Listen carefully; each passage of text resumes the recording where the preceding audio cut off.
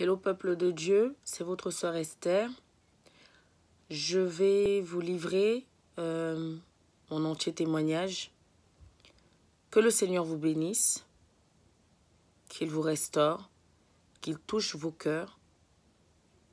Pour toutes les personnes qui vont regarder ce message, vraiment que le Seigneur vous appelle encore à lui et que vous compreniez que Dieu a tant aimé le monde qu'il a donné son Fils unique afin que quiconque croit en lui ne périsse pas, mais ait la vie éternelle. Jean 3,16. Bien-aimés, je vais vous raconter entièrement ce qui m'a poussé à venir à Christ. Pourquoi entièrement? Car j'attendais d'être prête. J'attendais aussi que mon mari soit prêt et qu'il puisse me donner son OK, car il est aussi concerné dans ce témoignage. De ce qui m'a poussé, de ce qui en fait a conduit ma vie à Christ en fait. Dans son entièreté. Voilà. Pas juste des parties, car vraiment, comme je vous ai dit, j'attendais d'être prête. J'attendais de pouvoir vraiment témoigner, car c'est quelque chose de témoigner. C'est vraiment sortir, c'est comme si on venait déballer son cœur en fait. Déballer toute sa personne en fait, sa vie. Donc voilà. Que le Seigneur vraiment se glorifie, vraiment. Et nous allons prier. Seigneur, conduis ce témoignage. Seigneur, touche des âmes à travers ce témoignage. Que chaque mot qui sorte soit conforme, Seigneur, à ce que tu attends de moi, à ce qui est digne de toi, et que je puisse, sans peur, livrer entièrement ce témoignage, afin que d'autres âmes soient touchées, d'autres âmes puissent aussi avoir le courage de témoigner, puissent avoir le courage de venir à toi, la force de te connaître. Amen. Que toute la gloire revienne au Seigneur Jésus-Christ. Alors, celle que j'étais avant de venir à Christ, on va commencer par là. J'étais en fait j'ai commencé déjà la débauche très jeune, à savoir à forniquer, hein, vraiment très jeune, adolescente. Et cela m'a conduit à la masturbation, m'a conduit à la pornographie. Et je me forgeais un caractère séductrice en cela. Et en fait, petite précision, ce qui me fortifie à vous faire ce témoignage, c'est également une sœur qui a livré un témoignage qui m'a beaucoup bouleversée. Et ça m'a donné la force aujourd'hui. C'est vraiment, comme on dit, Dieu est maître du temps et des circonstances. Cela a concouru à me donner de la force de pouvoir vous livrer entièrement mon témoignage. Une partie de moi-même. Et donc, j'ai commencé vite la débauche et cela m'a emmené donc la masturbation, pornographie et à avoir un caractère séductrice. Et séductrice qui n'avait pas de limite. Où pour moi, un homme, c'était comme un objet en fait. C'était quelqu'un que tu pouvais prendre si tu as des besoins ou si peut-être il te manque, puisque j'avais un manque profond d'amour et d'estime en moi-même. Car je n'avais pas compris que l'estime de soi vient de l'estime d'abord de Dieu.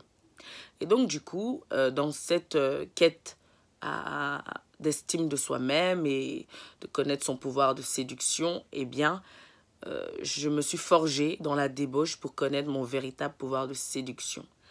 Et je m'habillais vraiment, voilà, de manière comme une prostituée en fait. Hein, les seins dehors, les cuisses dehors, pardon. Tous les atouts physiques, je me maquillais extrêmement, c'est-à-dire vraiment, voilà. Et vous pouvez voir des vidéos avant hein, de moi où vraiment je me maquillais beaucoup. Où c'était comme un masque. C'était un masque. C'était mon pouvoir de séduction. Et avec mes attraits physiques. Donc, ça a commencé ainsi. Et puis, cela m'a conduit donc, voilà, à chercher des hommes comme des proies. Et en fait, à assouvir, oui, à assouvir, à asseoir mon pouvoir séducteur. Ce qui fait que je m'habillais vraiment très très mal. Je mettais des talons extrêmement hauts, très jeunes. Et je continuais dans cette vie de fornication, etc. Et j'ai grandi avec ça. Et pour moi, c'était...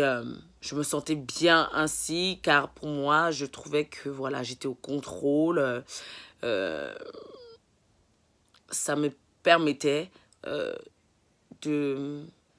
d'avoir une surface, voilà, d'estime de moi-même, en fait.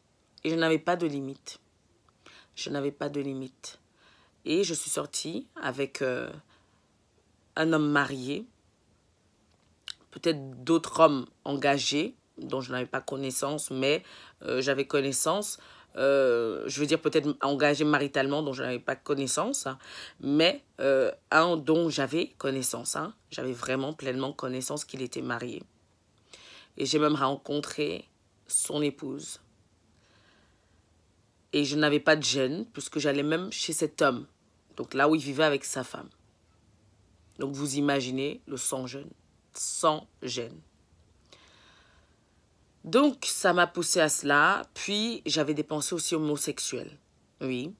Car en fait, la pornographie, cette vie de non-limite, ça nous met aussi des pensées, voilà. Et je me disais que bon, au pire, si je suis déçue par un homme, je peux aller avec une fille. Enfin, je me forgeais dans ça et j'avais même demandé à une fille de sortir avec moi. Heureusement, elle avait dit non.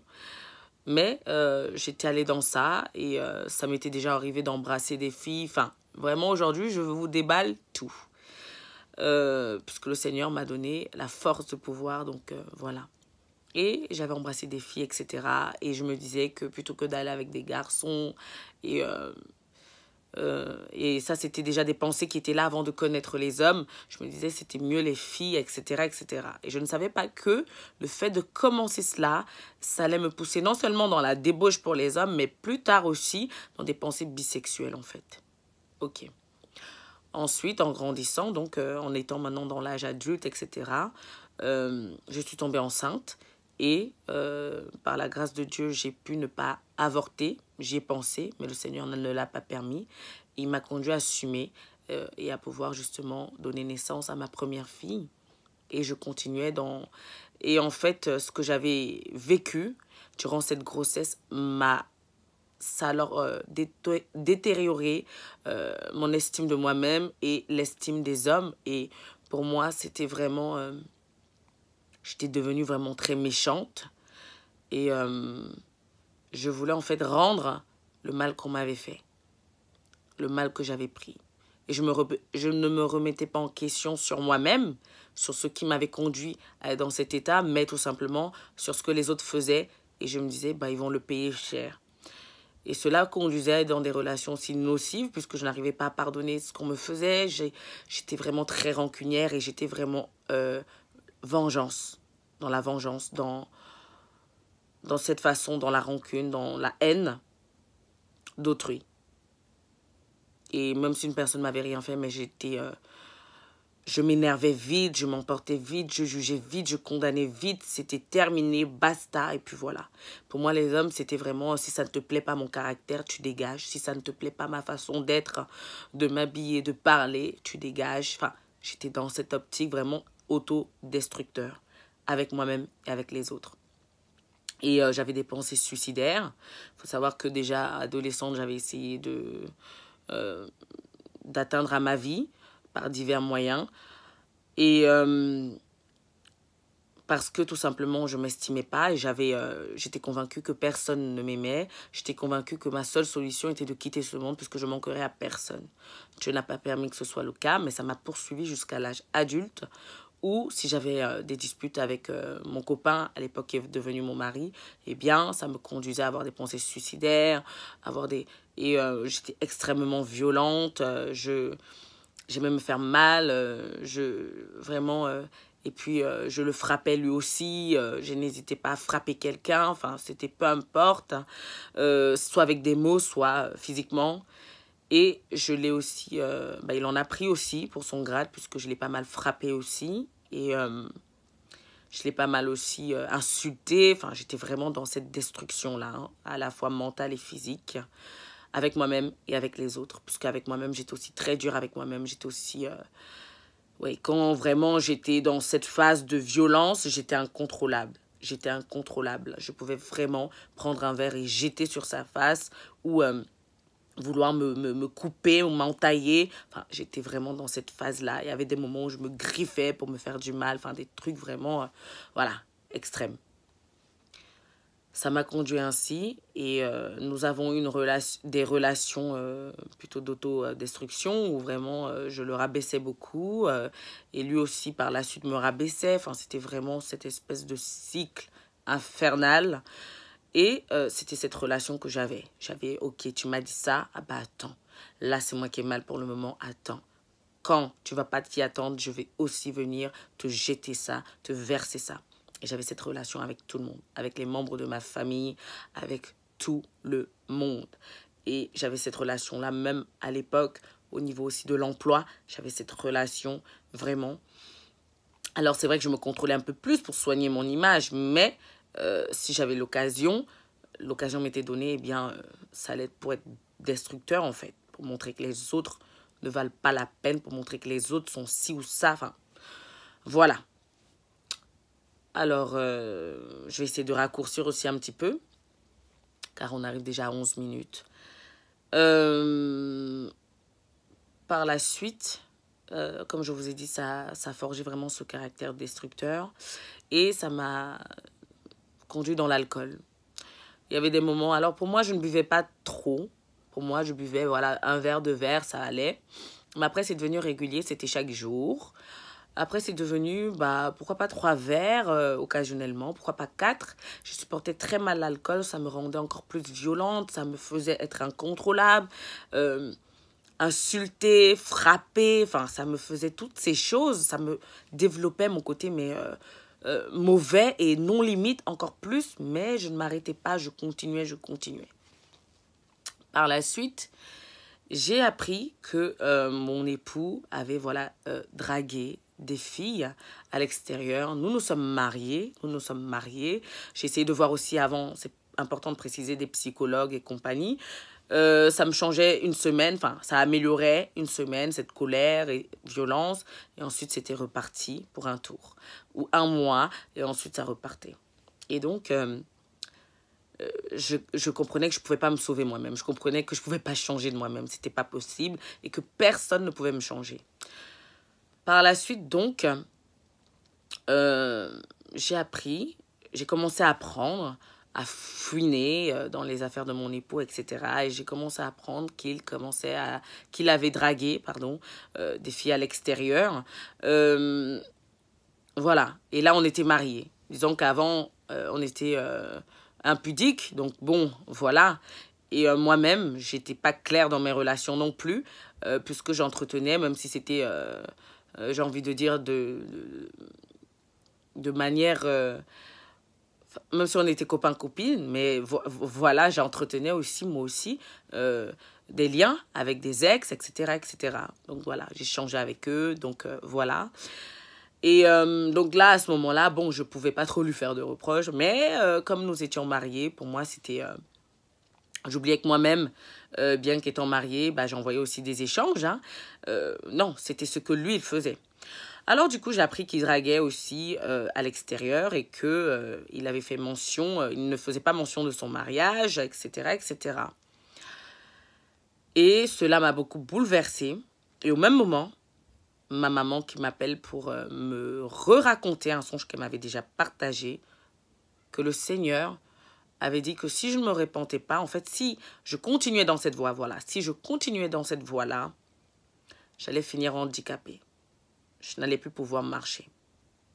J'allais être paraplégique. Et ça m'a beaucoup frappée. En fait, Dieu est maître du temps et des circonstances. Au moment où y a tout ça qui se passe. Et je décide de prendre mes affaires, de partir de la maison quelque temps. Pour essayer de chercher quoi, je ne sais pas, mais essayer d'être avec moi-même, essayer, parce que ça me faisait beaucoup de mal. Et en même temps, ça n'allait pas très bien non plus professionnellement. Je me rendais compte que les projets que j'entamais n'étaient pas très top. Enfin, il y avait tout qui tombait comme un coup de massue d'un coup. Et l'homme en qui j'avais confiance et en qui je me disais, bon, voilà, nous sommes mariés maintenant. Je me rendais compte de cela. Et moi-même, j'étais pas fière de moi-même car je savais aussi que moi aussi, j'avais aussi eu des échanges avec des ex et voilà, je ne pouvais pas juste le condamner. Donc, il y avait tout ça qui se passait et paf, ce songe comme quoi je vais être paraplégique. Mais qu'est-ce que c'est que ça, bon sang? Je me suis donc éloignée. Je suis allée, je suis allée en fait me retrouver seule. Et dans cette phase-là, j'ai commencé à pleurer, j'ai eu beaucoup de peine, j'avais même plus la force d'accuser les autres pour la première fois. Je n'avais plus la force de les accuser. J'avais plus la force de dire oui, mais ma mère qui m'envoie ce songe, est-ce qu'elle est parfaite? J'avais plus la possibilité, la force d'accuser quelqu'un. J'arrivais même plus à accuser mon mari. J'étais juste là en train de me dire oui et de me remettre en question. De me remettre moi-même en question. De me remettre moi-même pour la première fois, vraiment, sincèrement, en question. Et de commencer à me dire peut-être aussi que je suis destructrice. Peut-être aussi que oui, les autres, mais peut-être que aussi moi-même. Et dans cette phase-là, après, le Seigneur m'a reconduit à la maison, puisque vraiment, tout est grâce, c'est le Seigneur qui m'a reconduit à la maison. Et il s'est passé quelque chose où vraiment, j'avais mal. Et en fait, je découvrais vraiment les messages que lui aussi échangeait avec ses filles. Et j'ai pu échanger avec elle aussi. Et ce qui m'a frappée, c'est que le Seigneur m'a tellement aimée qu'il a permis qu'il ne se passe pas des choses physiques avec ses filles. Et il a permis que ces filles-là témoignent alors que je ne suis rien. Elles n'étaient pas obligées. Qui je suis, enfin, après tout, je suis l'épouse. Et puis bon, limite, on dira, t'avais qu'à bien le garder ou je ne sais pas quoi. Moi, avant, c'est ce que j'aurais répondu. Donc, j'étais étonnée qu'on ne me réponde pas comme ça et qu'on soit humble envers moi. Enfin, je me rendais compte que je ne suis rien. Et je me rendais compte que donc Dieu nous a préservés à ce point-là. Alors, cela ne veut pas dire qu'il est tout parfait ou quoi, mais cela veut dire que Dieu, donc, il m'a tellement aimé à ce point-là. Et j'ai commencé à voir le songe que ma mère m'a partagé comme un message d'avertissement et d'amour, en fait. Et j'ai commencé à me dire, alors, c'est par amour. Et j'ai commencé à vouloir qu'il vienne. Et je me rappelle, j'étais à genoux, en fait, voilà, sur ce lit-là, à genoux. Et j'ai commencé à dire, mais Seigneur, en fait, dans mon cœur, j'ai commencé à pleurer, à crier, à me rappeler tout le mal que j'ai fait. Tout le mal que j'ai fait à Dieu, tout le mal que j'ai fait aux autres, tout le mal que je me suis fait, tout ce mal. J'ai commencé vraiment à me sentir bizarre, à pleurer, à pleurer, à pleurer encore et encore. Et bien aimé, j'ai voulu et j'ai dit au Seigneur, j'arrive pas à changer de moi-même. Je n'arrive pas et tu sais que j'arrive pas à changer de moi-même. Alors j'ai besoin de toi que tu m'aides à pardonner aux autres. J'ai besoin de toi que tu m'aides à changer. Que tu m'aides à changer vraiment. Je veux vraiment changer. Je ne veux pas venir vers toi comme j'ai souvent fait dans le passé une fois, puis rentrer en arrière. Une fois, puis rentrer en arrière, me mélanger dans des trucs que même moi je ne comprenais pas. Je n'arrive pas à me sortir de toutes ces choses. Je n'arrive pas à changer. Mais toi, change-moi. Viens me changer. Je ne veux pas être paraplégique. Je ne veux pas, si je ne veux pas ça, en gros, j'ai besoin de toi, viens dans ma vie. Et c'était comme un cri du cœur. Je me rappelle même plus si j'ai crié avec des mots ou quoi, mais c'était comme un cri de cœur. Je sentais comment mon cœur était en train de brûler, comment quelque chose était en train de se passer, comment il y avait une chaleur qui était en train d'entrer dans mon cœur. Comme s'il y avait quelque chose qui était en train de couper mon cœur. Comme si mon cœur était en train d'être pressé et de crier au secours. Et j'ai senti que je devais pardonner aux autres. Je ne sais pas comment ou quoi, mais j'ai senti que je devais demander pardon, pardonner aux autres. Et je lui ai dit, j'ai besoin de toi pour m'aider à pardonner. Parce que là, dans mon caractère de moi-même, je quitterai mon mari. Même si moi aussi, je ne suis pas parfaite, mais j'en aurais rien à faire. Je le quitterai. Voilà, je dirais basta, terminé. Je le jugerai, le condamnerai, lui montrerai la haine pas possible. Je ne pourrais pas. Car le Seigneur s'était servi de ma mère pour me dire, il faut lui pardonner. Il faut lui pardonner, il faut voir aussi la grandeur de Dieu malgré cette épreuve, etc. Et j'arrivais pas. Je disais oui à ma mère, mais j'arrivais pas. Et c'est pour ça que j'ai crié dans mon cœur que j'arrive pas. J'arrive pas. Et je sentais que c'était important de pouvoir y arriver et que seul lui pouvait m'aider à y arriver. Parce que j'arrivais pas. Et dans mon comportement destructeur, j'aurais tout envoyé balader. Rien à foutre si on était mariés depuis telle année. Peu importe... ça faisait pas longtemps qu'on était mariés, peu importe nos enfants, peu importe tout ça, peu importe cette stabilité, peu importe ce qu'il faisait de bien, j'en aurais eu rien à faire, rien à foutre, peu importe si moi aussi j'ai gâché le foyer de quelqu'un car on a le revers de ce qu'on a fait, peu importe si moi aussi j'ai brisé une famille, peu importe si moi aussi j'ai eu quand même l'audace d'aller chez eux pour avoir des relations avec cet homme alors que c'était chez eux, dans leur foyer, peu importe ça, j'aurais tout envoyé bouler si il n'était pas intervenu. Je me serais détruit moi-même, détruit les autres, peu importe, car je n'avais pas de limite. Et c'est là où le Seigneur est intervenu.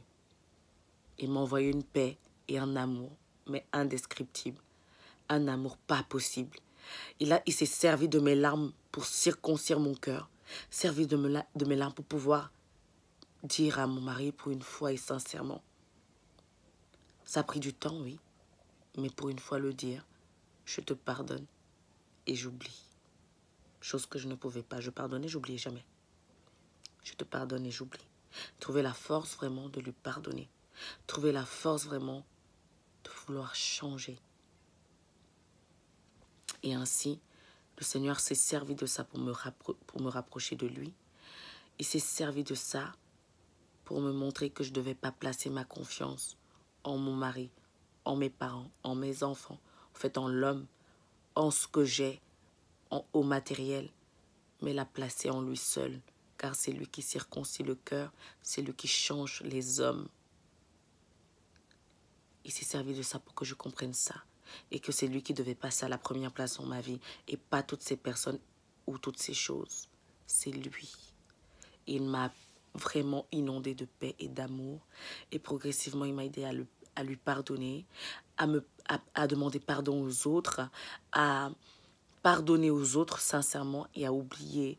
Et cette force continue jusqu'aujourd'hui où il continue de m'aider à ça. Mais la première des choses a été le pardon. Et quand j'ai commencé à pardonner sincèrement, à oublier, je me sentais déchargée d'un poids et d'un fardeau pas possible.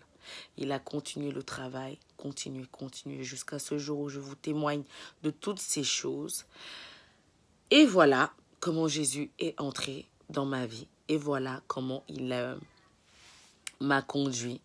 Et voilà comment il m'a aidé à m'habiller mieux, à me défaire aussi des extensions de tout ce que j'aimais, à me défaire de la séduction derrière ce masque de maquillage, mais d'accepter aussi comment il m'avait créé, simplement comme il m'avait créé, d'apprendre la simplicité. Il s'est servi de l'inconversion de mon mari pour circoncire mon cœur et m'apprendre l'humilité et m'apprendre à être la lumière de ma maison, la lumière du monde. Alors j'espère que ce témoignage, toi qui écoutes, te touchera. J'espère que ce témoignage vous bouleversera. Et ce témoignage qui m'a bouleversé ce matin et qui a concouru à celui-ci, c'est celui de la sœur Fabrice. Vous pouvez taper sur YouTube, témoignage de la sœur Fabrice, vous tomberez dessus. Je remercie le Seigneur pour m'avoir permis de témoigner devant vous aujourd'hui et que mes enfants ont été sages pour que je puisse témoigner de lui. Je le remercie beaucoup, vraiment, car tout est grâce, effectivement. Et que ceci vous touche, que ceci vous montre qu'il y a de l'espoir, que ceci vous montre que, voilà. Et malgré que, adolescente, petite, j'allais à l'église, etc., je n'ai pas rencontré Christ. Et c'est chez moi que je l'ai rencontré. qu'il est venu frapper une fois encore dans mon cœur, que j'ai pu lui ouvrir. C'est comme ça qu'il m'a délivré de l'alcool, de la violence, de la destruction. Alors il y a encore des choses à améliorer, surtout la langue, mais on y arrive, on y arrivera au nom puissant de Jésus-Christ, avec l'esprit qu'il nous a donné, l'esprit qui est en nous. Merci d'avoir écouté mon témoignage. Merci de le partager. Merci pour toutes les âmes qui vont être touchées par rapport à ça. Et sache que tu n'es pas seule, ma soeur, tu n'es pas seul, mon frère. Il m'a délivré de la masturbation, la pornographie. Oui, ce que je n'ai pas dit aussi, j'ai même commis des partous, c'est-à-dire vous couchez avec plusieurs hommes. J'ai connu aussi ça, des partous où vous couchez avec plusieurs hommes. J'ai connu vraiment la débauche, mais pas possible. Donc, sache qu'il peut te délivrer des partous. Il peut te délivrer de l'alcool. Il peut te délivrer de toutes ces choses-là. Et toutes choses anciennes sont anciennes. Et il fait de toi une créature nouvelle. Et toutes choses passées sont passées, voilà. Et toutes choses sont devenues nouvelles par l'Esprit de Dieu qui est en toi. Car c'est cet esprit qu'il regarde. Ce n'est pas la personne que tu étais, puisqu'il a effacé. Il t'a fait mourir à la croix avec lui. Donc c'est la personne que tu es là. Hein? L'Esprit Saint qui est en toi, qu'il regarde. Alors chéris-le. Demeure prêt pour le retour de Jésus-Christ, car il vient bientôt enlever son Église. Soyons prêts, soyons dignes de Jésus-Christ, soyons dignes de son évangile sur la croix.